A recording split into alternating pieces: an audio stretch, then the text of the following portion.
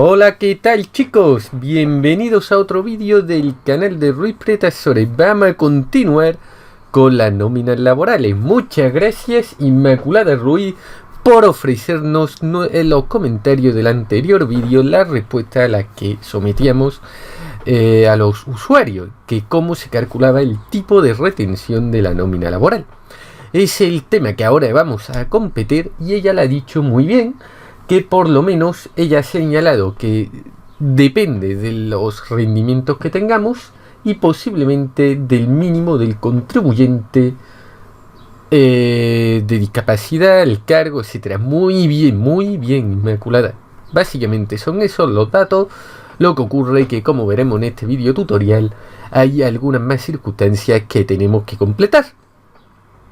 Si quieres saberla, ponte cómodo y presta mucha atención, ¿vale? En primer lugar, para comenzar este vídeo, tenemos otra vez que presentar la nómina para ver un poquito por dónde estábamos. Ya vimos el primer bloque, que eran los datos identificativos del trabajador y de la empresa. Luego vimos en el segundo vídeo los devengos, las versiones no salariales y salariales de una nómina. Esta posiblemente sea otra de que os enseñen, de un supuesto, ¿vale? Y ahora está dentro del primer bloque, que es todavía lo concerniente al trabajador, está el segundo bloque, que son las deducciones. Hoy nos vamos a centrar únicamente en ellas, saber de dónde salen todos estos porcentajes, qué es lo que paga el trabajador y de dónde salen, ¿vale? Bien, comenzando, si recordamos en el anterior vídeo, como todas estas gratificaciones, tanto las salariales o no las salariales, daban un total devengado. Pero esto no es lo que recibe el trabajador. Lamentablemente, él está recibiendo esta cuantía, pero él se le queda realmente esto de dinero líquido, ¿vale? Lo demás, ¿dónde se queda? ¿Por qué? Porque claro, a la hora de imputar la renta, ahora que estamos en campaña de renta, lo que tenemos que tener es esto multiplicado por todas las nóminas laborales. Si tiene la gratificación extraordinaria, eso será por 12, porque ya están ahí prorrateadas las gratificaciones, ¿vale? Entonces, ahí nos sale unos rendimientos y ahí, depende de esos rendimientos, estaremos obligados o no a presentar la declaración de la renta, ¿vale? Pero realmente el trabajador lo que recibe en su bolsillo, en su cartera, realmente es esto, mes a mes. Puede que a la hora de hacer el borrador de la declaración de la renta, si no se le han practicado correctamente las retenciones, tenga que pagar el trabajador un porcentaje o tenga que devolverse si se le ha aplicado un exceso en estas retenciones. Para ello vamos a ver hoy cómo calcular eso bien para que esto no ocurra, ¿vale? Supongamos que esto es una nómina ya hecha, ¿vale? Que no hemos calculado nosotros nada, ¿vale? ¿Cómo lo han tenido que hacer esto el trabajador? Bueno, el primer paso antes de meternos nóminas y todo este rollo es que tenemos que tener en cuenta que cuando un trabajador formaliza un contrato de trabajo con una empresa, automáticamente tiene que rellenar un impreso. Seguramente todo el que esté viendo estos vídeos alguna vez la ha tenido que hacer. Es el célebre modelo 145, que se puede descargar directamente de la agencia tributaria. Alguna empresa diseña este modelo de forma diferente, pero siempre tiene que tener los mismos datos para identificarlo. ¿Para qué te hace esto la empresa? Porque la agencia tributaria no tiene, a diferencia de otros modelos normativos, este modelo 145 nunca se entrega a la agencia tributaria, excepto si ellos te lo piden, pero es muy raro, porque realmente esto es un documento interno, un documento para el trabajador y una copia para la empresa. Veamos qué es lo que tiene y vamos a ver de dónde salen todos esos numeritos para luego traducirlo en las retenciones y después ya atacar del resto, ¿vale? De ese bloque de deducciones. Por un lado, el impuesto de las personas físicas. Aquí, claro, lógicamente, todo esto está preparado para la retención para el impuesto del IRPF. Si no sabéis de IRPF, queréis saberlo mogollón, saber de todos los rendimientos, os recomiendo, lógicamente, mi curso de IRPF, que es totalmente gratuito, exactamente igual que este.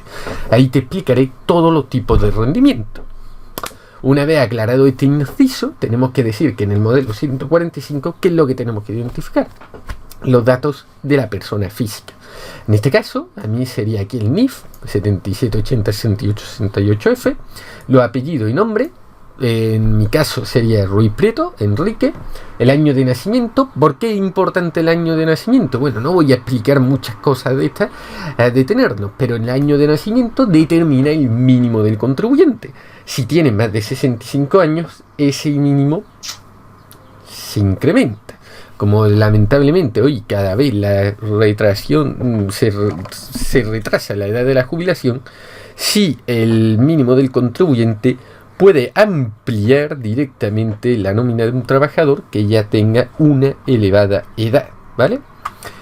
Visto esto, ya tenemos claro que el año de nacimiento, porque ahora tenemos que aplicar las distintas situaciones personales de la empresa, como ha dicho bien Inma. Pues como bien dice Inma, si somos solteros, lógicamente tenemos un mínimo del contribuyente, que actualmente lo fija la ley del IRPF en 5.550 euros. Por esos 5.550 euros no tributan, están exentos los primeros 5.550 euros. Si estamos casados, pues claro, ahí tenemos que ver si el casado, ¿por qué pone aquí casado y no separado, cuyo cónyuge no tiene renta superior a 1.500 anuales? Porque en caso que obtenga 1.500 anuales, ya la tributación conjunta no se aplica.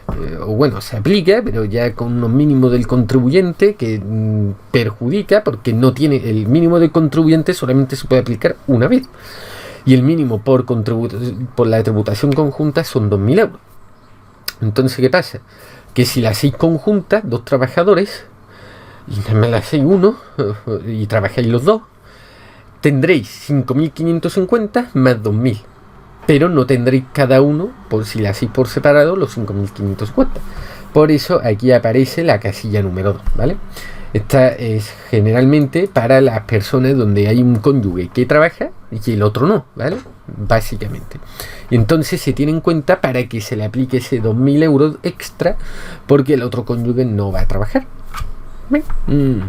Y entonces se va a minorar las retenciones porque al otro le sale más favorable. Luego, de situación distinta a las anteriores, sin hijos, solteros, tal. El 3 es el más habitual, ¿vale? Aquí la siguiente casilla son los hijos y los descendientes menores de 25 años. ¿Por qué aparece esto? Y hay que rellenar cada uno de los datos de nacimiento. Porque efectivamente, como vimos en el curso del IRPF, el mínimo del contribuyente tiene además también un complemento que puede ser mínimo del descendiente y mínimo del ascendiente. Si tiene personas mayores, vamos a explicar los dos bloques esto a la par, ¿vale? Si tiene una persona al cargo que es ascendiente, es decir, por encima, padre o madre, o si tiene unos niños al cargo, menores de edad, y viven con ellos en el domicilio, se le aplica un mínimo plus a esos 5.550. No vamos a detenernos más en esas cuantías porque para eso tenéis ese vídeo que explica en su fecha sobre el mínimo del contribuyente y ese curso del IRPF que tenéis y podéis repasar continuamente. Una vez que tenemos claro todo eso, aquí tiene las pensiones compensatorias a favor del cónyuge y anualidades por alimento. ¿Esto por qué ocurre? Ojo, siempre tiene que ser decisión judicial, ¿vale? Si no es por decisión judicial, abandonáis esto. Esto se decide porque cuando hagamos la declaración de la renta, si es por decisión judicial, esas cuotas de pensión compensatoria y pensiones de alimento a favor del hijo pueden ser objeto de deducción. Es importante, me lo estoy encontrando mucho este año haciendo la declaración de la renta, que la gente quiera aplicar el mínimo del contribuyente más la pensión de alimentos. Son incompatibles entre sí, o aplicas una o aplica otra. Imagínate que estás en un supuesto de custodia compartida, ¿vale? Y perdonad que me esté alargando, pero es que son dudas que le van surgiendo a la gente y creo que a los justicieros os puede interesar para el día de mañana. Vaya a ser asesores, vaya a ser abogado y tenéis que saber responder todas estas cuestiones a vuestros clientes, ¿vale? Todas. Entonces aquí tenéis que decirle que lamentablemente o aplica una o aplica otra. Si tenéis la custodia compartida, es decir, que el niño vive a mitad, a tiempo parcial, con uno y con otro cónyuge porque os habéis separado, en ese caso el mínimo por descendiente se comparte. Imaginaros que estamos en la situación idílica de del 50%, ¿vale? Pero puede que tengamos otro. Entonces, si se aplica el mínimo del contribuyente, de los 2.400 por un niño menor, se le aplicaría en 1.200 a uno y 1.200 a otro. Pero ya la correspondiente pensión de alimento no procede, ¿vale? No procede. Imaginaros que tenéis la custodia monoparental a favor de la madre o del padre y el otro contribuyente, el otro progenitor, le pasa una pensión compensatoria de derecho al niño o al marido o a la exmujer, al exmarido mujer, ¿vale? Da igual, porque pueden ser bilateral, eso no se exime uno de otro. Imaginaros que hay un matrimonio que está casado, que es un hombre, una mujer, el hombre era el ama de casa o el amo de casa y la mujer es la que ganaba dinero por pacto social que habían hecho entre ellos o sin pacto, da igual. Y entonces la pensión compensatoria le tiene que pasar una anualidad por decisión del juez. Pues esa persona, esa madre trabajadora que se ha separado de su marido y pasa una pensión de alimento, tanto al hijo como al marido la tendrá que tener aquí en cuenta, porque es deducible y entonces tendrá menos retención en la nómina. Y luego, pues aquí la vivienda habitual, lo que ocurre es que la vivienda habitual, tened en cuenta que solamente graban aquellas que son de 2013 para atrás. Todas las que sean vivienda habitual pero un préstamo hipotecario posterior a 2013, por una reforma de Mariano Rajoy, ya no desgraban, ¿vale? Solamente desgraban las de 2013 para atrás. Si es posterior, olvidados del préstamo hipotecario. Una vez que tengáis todo esto, lógicamente aquí, pues bueno, tiene que recibirlo la empresa y sellártelo, y la otra es la fecha de comunicación del trabajador, ¿vale? Ya no tiene ninguna otra. De hecho, mira, aquí nos pone administración para que veáis, porque esto es una duda que también se me han surgido a veces la gente que dice, pero esto lo tengo que entregar a la agencia tributaria. No, mira, aquí ejemplar para el perceptor, es decir, para el que va a recibir el salario, trabajador, y ejemplar para la empresa o entidad pagadora. Pagadora puede ser una mutua, por ejemplo, también. Cuando sufrimos una ILT, capacidad, etcétera, también se tiene que hacer esto. Pero para la mutua, no para la agencia tributaria. Nunca hay un ejemplar para la administración pública, ¿vale? Bueno, ya he visto el 145, que ya nos hemos enrollado, llevamos ya unos cuantos minutos aquí. Vamos ya a proceder donde sacamos las retenciones que aquí figuran del 6%. Y después vemos ya esto, ¿vale? Las retenciones del 6% hay muchas tablas, podéis liar un montón, pero la forma de mejor de calcular vuestra retención, la que tendréis que tener para que después la renta no salga a pagar, o salga exactamente lo mismo, o prácticamente que tengáis que pagar 1 euro, o que os devuelvan 1 euro, ¿vale? Tenéis que iros a la calculadora de retenciones del IRPF. Una calculadora muy intuitiva. ¿Y cómo la encuentro? Bueno, por la sede electrónica o siempre por San Google, ¿no? Con San Google ponéis calculadora de retenciones AEAT, agencia tributaria, y automáticamente aquí viene dos pestañas, ¿vale? Aquí te viene uno que es donde verdaderamente tendréis que ver, y el otro ya aquí, calculadora IRPF, salta ya automáticamente la calculadora. Automáticamente, ¿vale? ¿Qué tenéis que tener aquí en cuenta? Pues mira, tenéis que tener en cuenta unas cosas muy sencillas. Lo mismo que hemos tenido en el modelo 145, lo tenemos que aplicar aquí. Imaginaros que ahora estáis en el pellejo del asesor fiscal. ¡Muah! Yo ha llegado a la empresa con un 145. Ahora tenéis vosotros que quebraros la cabeza de cómo aplicar esa retención para la nómina del trabajador de la empresa a la cual vamos a contratar. Entonces tenemos aquí que poner nuestro NIF, ¿vale? Como tenemos que rellenar los datos, a mí me importa rellenar los míos. Creo que están en todos sitios y no me importa, ¿vale? Entonces los relleno, no ficticio, ¿vale? Aquí año de nacimiento, 1986. Ya tengo 35 taquitos, ¿vale? Sí, por esta camita. Aquí, discapacidad no tengo. Si tuviese discapacidad, ¿por qué se aplica aquí? Porque es una reducción, en realidad. Daros cuenta que el personal discapacitado, cuando hagáis la declaración de la renta, en rendimiento del trabajo, viene un rendimiento de reducción. pues bien, ahí se puede aplicar, ¿vale? Sí, dependiendo de la discapacidad, ¿vale? Aquí la situación familiar. ¿Cuál señalo? Situación 1, 2 y 3. Podéis decir, ¿qué? Pues si en el buscáis el 145, que ya me lo he saltado, bueno, recordad los primeros supuestos. El 3 era el soltero, ¿vale? Rebobinéis el vídeo para atrás y veis que el 3 era el soltero. El segundo era el casado con una renta no sé qué. Aquí tenemos que poner el NIF del cónyuge y el situación 1 era casado, ¿vale? Bien. Ascendiente, descendiente. El otro cuadrito de los 145 eran los ascendientes, padres y madres, o abuelos o tal, y descendientes, hijos. Si tenemos que aplicar alguno, pues es importante que apliquemos cada una de las cosas. Los años de nacimiento aquí, ¿por qué influyen? Porque son menores de 25 años, se aplican, ¿vale? Por cada hijo se aplica un mínimo del descendiente y se van solapando, ¿vale? Entonces tenemos aquí que dar el NIF, el tal, si es por adopción, si tiene discapacidad, porque como no tenga discapacidad se amplía esos mínimos del contribuyente, ¿vale?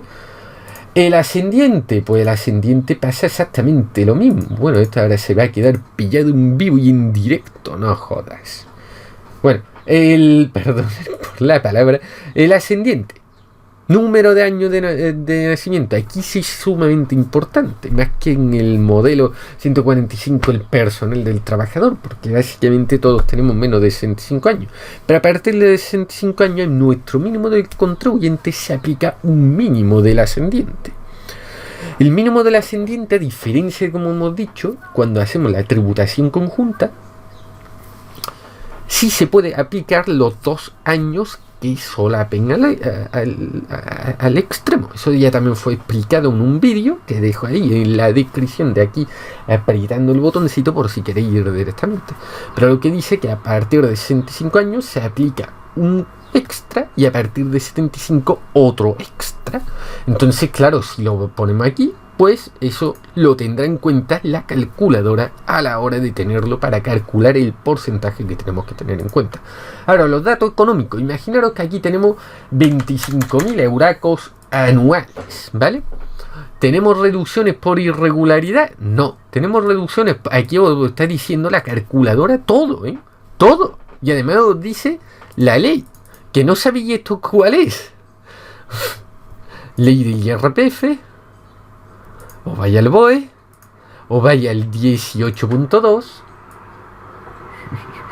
y automáticamente os va a sacar cuál es la reducción. ¿Lo veis? Exactamente igual. Os leí el punto 2 hasta aquí. Y si os encaja como asesores a ese trabajador, pues o lo aplicáis o no. La irregularidad de disposiciones transitorias, exactamente igual, ¿vale? El 3, pues el 3 os vais aquí, ¿vale? Y podéis también a las disposiciones transitorias antes de aplicar nada, ¿vale? Porque después si se equivoca el trabajador va a protestar al empresario y el empresario al final a quien protesta, a ti, que es el que está haciendo la nómina. Por eso el abogado que haga nóminas, o el asesor fiscal y laboral que haga nóminas, o el administrativo de una empresa que haga nóminas, al final se le ponen la responsabilidad a ellos. Muchas veces el trabajador se pone los dientes porque tiene luego que pagar la renta. Es importante que sepamos calcular bien esta cantidad. Gasto deducible de seguridad social, mutualidad de funcionarios, derechos pasivos, ¿vale? Aquí es que todo, incluso seguridad social, lo más normal que tengamos los asesores fiscales y laborales que calcular, porque las retenciones que se le van a aplicar a los trabajadores, ¿vale? Que son verdaderamente estas más estas. Estas ya las veremos en el siguiente vídeo para no hacerlo tan largo y estas las veremos más siguiente. Pero imaginaros que aquí tiene unas reducciones de unos 5.000 euros, ¿vale? Entonces ponemos aquí según 5.000 euros del total anual. Los datos fiscales de la renta vendrá realmente lo que habéis cobrado netos, ¿vale? Lo a percibir, ¿vale? El total devengado más la seguridad social con esto y esto ya calculado, y si os está saliendo a pagar en la renta, podéis aquí calcular vuestras cosas y si difiere el porcentaje, decirle a la empresa, oye, aplícame para las siguientes rentas en vez que el 6%, el 8%, ¿vale? Aquí vemos otros datos para las otras circunstancias que regulan, ¿vale? Son un poquito más distintas, pero están aquí la anualidad a favor de los niños, ¿vale? Y tenemos que rellenar aquí las cuestiones que tengamos que tener en cuenta. Lo de judicial del cónyuge, la condición de Ceuta y Melilla, porque tienen una reducción en el... Esto no está en el 145, pero es que verdaderamente para que tú tengas la adquisición de condición de residente de Ceuta y Melilla tienes que tener una residencia allí. En Sevilla difícilmente vamos a hacer una nómina con residente de Ceuta y Melilla, a no ser que tengamos una empresa que tenga allí un centro de trabajo, pero bueno, tenéis que saber que está aquí, ¿vale? La pérdida de condición de residente, porque claro, aquí si la ha perdido, pues tenemos que calcularlo. Otras causas, básicamente aquí todo lo de la vivienda habitual, ¿vale? Y está, ¿vale? Y una vez que lo tengamos, le damos aquí resultados. Con esos rendimientos que hemos concertado, aquí te dice que la retención aplicable, la lógica, para que después no les se lleve sorpresitas en la declaración de la renta, son 10,57. Estos cálculos, ¿cómo se hacen? Pues se cogen el total, el monto, los rendimientos totales, se aplican las distintas reducciones, los gastos que han tenido, exactamente igual que hiciéramos una declaración de la renta, los otros gastos deducibles y luego los mínimos contribuyentes y tal, más la anualidad y la vivienda. Una vez que tengamos todo esto calculado, que te lo hace el programa automáticamente, te da aquí para los que tienen problemas matemáticos, no tienen que hacerlo. De todas formas, aquí te viene desglosado cada uno de los cálculos, ¿vale? Aquí te viene ya el importe anual de retención e ingreso a cuenta, de lo que tendría que aplicarse, ¿vale? Tendría esta retención a lo largo del año y aquí la nómina. Entonces, ¿esto cómo lo calcularíamos después aquí? Pues aquí sería muy fácil. Si no ha dado esas cantidades para ese tipo de rendimiento, tendremos que calcular esto por esto y sale esto, ¿vale? Aquí yo siempre lo hago con la hoja del Excel, que recordad, coges la casilla esta, luego la multiplica por esta, ¿vale? Y te sale la cuantía. Si queréis hacerlo en vivo, también podemos hacerlo. Cogemos, mira, esto por 0,06 y sale la misma cuantía, exactamente la misma. Y esta cuantía después restará esta base para lo que tenga que deducir. Pero claro, a esta base también se le añade otros conceptos. Estos conceptos, ¿de dónde salen? Estos conceptos son los que verdaderamente casi nadie sabe de dónde salen. Pero la asesores fiscales laborales tenemos que saber siempre de dónde sale cada uno de esos porcientos. Y además tenemos siempre que estar actualizados para ello.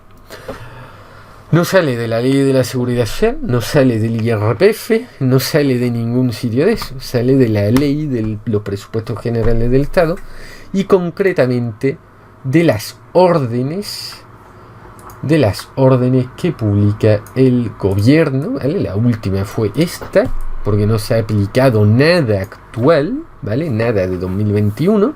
Todavía seguimos con la misma tablita de 2019, donde te vienen las medidas de cotización de la seguridad social, desempleo, cese de actividad, etcétera, que tienen que hacer tanto trabajadores como autónomos, y aquí vienen todo y cada uno de los porcentajes. Si eres asesor fiscal, tienes que tener esto siempre en mente. Siempre se publica a principios de enero o a finales de diciembre, generalmente a principios de enero, y tenemos que ver eso. Si se cambia automáticamente todas las nóminas de nuestro programa de nóminas que hagamos, o si las hacemos manualmente, tendremos que actualizar todos estos parámetros. Aquí un poco,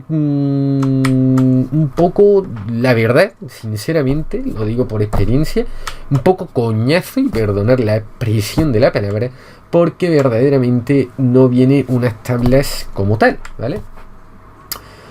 Es más fácil buscarla por otro sitio, por otros portales, como en este sitio, ¿vale? Como en Iberley, que te dan los valores actuales exactamente al día de hoy.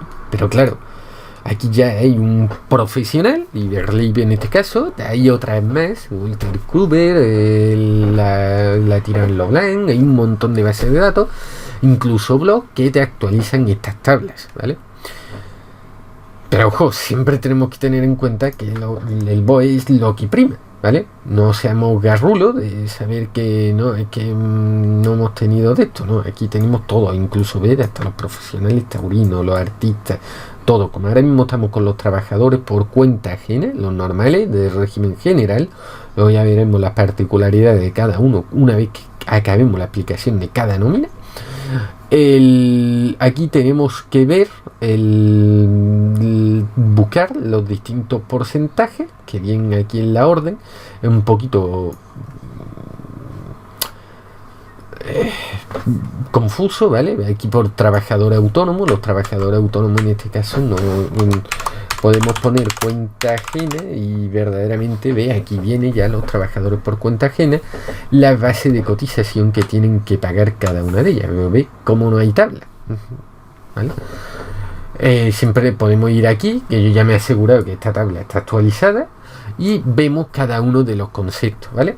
Entonces estos conceptos no cambian a lo largo del año, incluso de varios años, generalmente cada 2 o 3 años cuando actualizan esto, y ahora vamos a ver qué explicación tiene cada una de esas contingencias. Tened cuidado porque las contingencias que paga el trabajador, que esto sí es de la ley de la seguridad social, son distintas a las contingencias que tiene que pagar la empresa por el trabajador, ¿vale? Que son las que veremos en el siguiente vídeo, ¿vale? En el siguiente vídeo veremos estos porcentajes. Básicamente son casi a la par, casi las mismas, pero varían los porcentajes, ¿vale? Varían los porcentajes, y esto es importante que os quede claro, ¿vale? En primer lugar, las contingencias comunes, ¿qué son? Son las percepciones sobre todos los rendimientos de trabajo que hayamos recibido de aquí, de tanto salariales como no salariales, exceptuando la hora extraordinaria. La hora extraordinaria no cotizan por contingencias comunes, ¿vale? Entonces tenemos que coger esta cuantía para calcularla, ¿vale? Pero en esta cuantía, esto está mal hecho, esta nómina, ¿vale? Este cálculo, porque aquí tendremos que haber quitado la gratificación extraordinaria, ¿vale? Para hacer bien este correcto cálculo, tendremos que coger esta parte y... bueno, no, espérate, la gratificación extraordinaria sí están, perdón, esas son las pagas prorrateadas de los salarios. Perdón, entonces sí está bien, aquí no hay hora extraordinaria. Por eso está verdaderamente esto para multiplicarlo por el 4% y sale esta cantidad, ¿vale? Imaginaros que tiene orden extraordinaria. Pues cogemos esta cuantía en el Excel, ¿vale? Hacemos esto, exactamente, pero ponemos aquí los paréntesis, ¿vale? Y lo restamos por la casilla correspondiente de hora extraordinaria, para que eso no computa aquí, ¿vale? Actualmente está el 470, ¿vale? ¿Cómo se calcula? Pues esto por 470 y da este resultado. El desempleo, ¿qué es la cotización del desempleo? Exactamente lo mismo, aquí cotiza todo esto por el 1,60, y esto es lo que estamos cotizando para luego tener una prestación de desempleo, para que cuando nos quedemos desempleados porque nos despidan o porque se agote nuestra prestación de servicio a una empresa sin baja voluntaria, podamos cobrar nuestra prestación si cumplimos los requisitos que establece el SEPE. Formación profesional, ¿qué es? Bueno, desde hace un tiempo muy largo, los trabajadores por cuenta ajena tienen el derecho a adquirir, a cotizar una formación profesional, porque dentro del Estatuto de los Trabajadores es un derecho de un trabajador tener formación y poder escalar dentro de la empresa. Entonces tiene ahí una cotización de formación profesional, que después esos son los cursos bonificados de la Fundae, ¿vale? Aquí el trabajador paga una parte y la empresa paga otra, ¿vale? Y con esos créditos luego pueden la empresa acudir academia de la Fundae para impartir cursos dentro de esa actividad económica. Imaginaros que os dedicáis que sois de hostelería, en un chiringuito playero, y le interesa al camarero que hagáis un curso tiene que estar afín a vuestra actividad, a vuestra prestación de servicios por cuenta ajena. En este caso, ¿cuál podría ser? Cursos de alérgeno, cursos de idiomas, porque los idiomas son algo que después, como vimos en el anterior, habían determinados convenios, como el del comercio, que podía establecerse aquí un plus de idioma. Entonces el trabajador a lo mejor le interesa aprender un inglés, un francés, etcétera, para tener un plus según ese convenio. Pero no podemos hacer un curso de AutoCAD, que es más propio de arquitecto, ¿vale? Si no, la seguridad social no lo puede echar para atrás, ¿vale? Luego, las horas extraordinarias por fuerza mayor. Estas se cotizan, la fuerza mayor son aquellas que se han tenido que hacer por circunstancias, por fuerza mayor, es decir, por COVID, por una pandemia, por una catástrofe, por etcétera. Esa hora extraordinaria se cotiza menos, ¿vale? Por el 2%. Mientras que las horas extraordinarias que se hagan, las otras extraordinarias, que ya vimos en el anterior vídeo que habían otras dos, cotizan por el 4,70. En este caso, como no tiene gratificación extraordinaria, es 0. Una vez que tengamos todo eso, tenemos que sumar todas estas cuantías, sumarlas, no tiene ninguna complicación, y lo que sale es la aportación que tiene que hacer el trabajador a la seguridad social. Y esa aportación luego se la podrá deducir en los rendimientos del trabajo, en su declaración de la renta, ¿vale? Además es obligatorio, es que esto no hay forma de quitarlo, este paréntesis no hay forma. Lo que podemos sí es barajar que esto esté a 0 porque no se haya hecho hora extraordinaria. El resto de pluses siempre cotizan por estos epígrafes. Se suma el monto y se multiplica, ¿vale? Finalmente, para ya tener la total a deducir, ¿vale? De aquí pues lo que tenemos que sumar es precisamente esta cuantía y esta, ¿vale? Aquí lo que yo he hecho es sumar todo esto más esto. Pero bueno, también podemos coger, sumar esto y tal, ¿vale? Y entonces aquí nos sale el líquido. Aquí luego también hay otras cosas que no son frecuentes, ¿vale? Que no son frecuentes, pero puede ocurrir. Los trabajadores por cuenta ajena tienen el derecho de percibir anticipos de un salario, ¿vale? Para satisfacer deudas. Pues eso vienen aquí, ¿vale? Esto no es frecuente, y además la empresa generalmente tampoco lo quiere conceder, ¿vale? Porque después además vienen pero ha hecho un anticipo y después la otra gente tampoco quiere, ¿vale?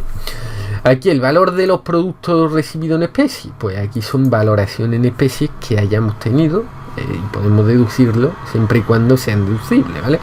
Y aquí otras deducciones, son generalmente muy difíciles, pero bueno, pueden haber algunas. Y eso vaya a la ley del IRPF y buscáis las reducciones que pueda tener un trabajador. Por ejemplo, por dieta, por etcétera, ¿vale? Y una vez que tengamos eso, ya tenemos el bloque del trabajador perfectamente definido. Ahora ya para finalizar, la preguntita para el siguiente vídeo, para el cuarto o quinto de la nómina, ya no me acuerdo qué número es que sería cómo se calcula qué es el ATP y el EP y cómo se obtiene esto, en qué ley está. Espero que me lo contestéis en los comentarios, a ver si os atrevéis a sacarle alguno. Y en el siguiente vídeo tutorial vemos esto, que va a ser muy rápido porque realmente es esto, porque esto ya sabéis de dónde sale. Verdaderamente sale de la misma orden donde te especifican las cuotas del trabajador y las cuotas del empresario. Espero que haya aclarado y espero que cada día sepáis más de nóminas laborales. Hasta luego, chavalotes.